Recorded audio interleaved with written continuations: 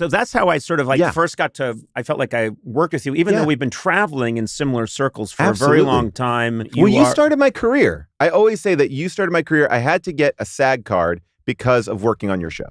And that was a very big moment. Doing sketches and stuff like that. Yeah. And then there's so many people like you and Amy Poehler and all these people from the UCB who would come on the show and do bits for us.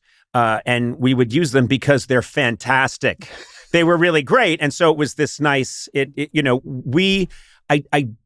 don't know who's had a better bank of talent at their fingertips than we did in the early 90s on Late Night. And just the idea that, we need someone to play this part, well, let's get, let's get Matt Walsh and, Paul Scheer can do it. It was such a great environment. And I was just back there for the first time. Yeah, because I did the Jimmy Fallon's Tonight Show, and I hadn't been back on that floor. And so I looked across the hall from, he's in 6B, we were in 6A. Yeah.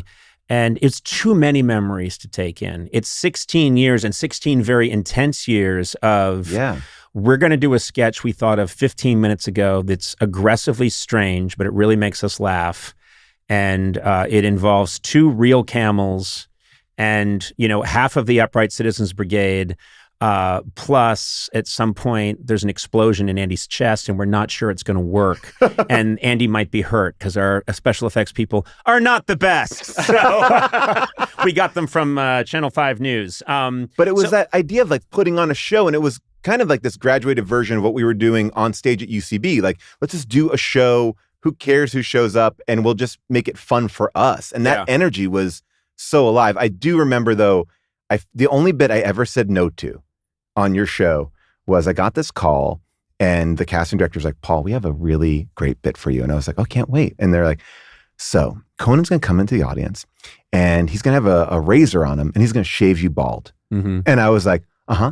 And I was like, I don't know, because I was already losing my hair at that point, but I didn't know if I could commit to getting my head shaved on TV. Also, do you realize they're probably pitching this to you before they've pitched it to me?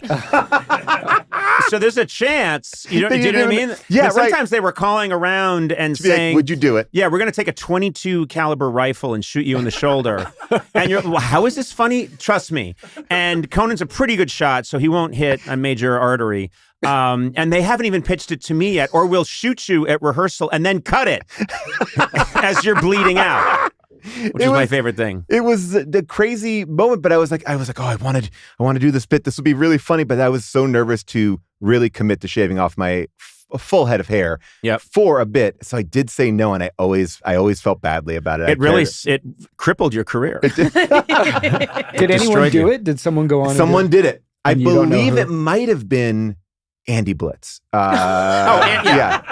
Andy Blitz would do that even if it wasn't a sketch. I have such fond memories of that era and just so much talent around New York City. And all of us had this idea of what we thought was funny, which was quite at odds with what the people I was working for thought was funny, which was often a problem. But I know that you came up with Jack McBrayer. Yeah. I think you guys were you in UCB together? Yeah, Jack and I were in a show together called Scheer McBrayer, or Ghost Ship. And then we also were performing every Saturday together in a group called Respecto Montalban. Okay. The titles alone are Ghost Ship was a show where Jack and I improvised, just 2-man improv show, and every time we would reference the movie Ghost Ship. And that was the only thing that connected the show.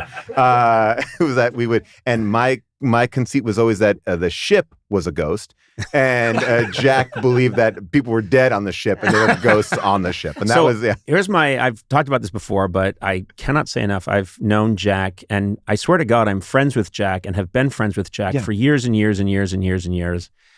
I've never had a real conversation with him because I always, the minute I see him, go into the a-hole city slicker. Oh, yeah. And he goes into the put upon Rube. And it is insane because it's a friendship that I believe now might be 18, 20 years old. And I've often thought someday one of us is going to be on death's door in the hospital.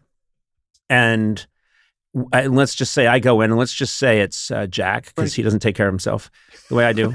And I'm going to know it, and Jack's going to know it, that these are his last. He's probably going to go later today, and he's in the hospital, and everyone's getting a minute to say hi. I know for a fact I'm going to go in and say, well.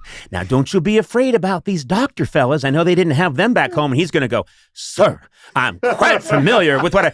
Oh, no! By the way, it would be the best. We won't have a real moment. You can't. Jack is one of the funniest people, but that's a sign that he likes you. Yeah. And more than likes you, loves you, because he won't do that with everybody, but you will get into bits with him that will last for literally years. And then sometimes you don't know where the bit is and where Jack begins, because as I know Jack, I think every day he spends by his pool drinking Bud Lights. I think that's the only, that's what I understand. Oh yeah, that's Jack's. Also, he's the last person on earth who hasn't heard you're not supposed to lay in the sun. Oh yeah, Jack. And get a deep, dark tan. Isn't he a big Mountain Dew guy too? Oh yeah, Mountain Dew. Mountain Dew. But he pours Bud Light into it. Yeah, Mountain Dew and Bud Light, and by the pool, and maybe mixing those two things together, it's like a suntan lotion for your insides. It pushes the cancer out. It's an oral sun cream. Yeah, the cancer's like, it's too rough here. I don't need it. I don't need to be in the sun. Some dermatologists are starting around the world to say, McBrayer's onto something. He might have broken through.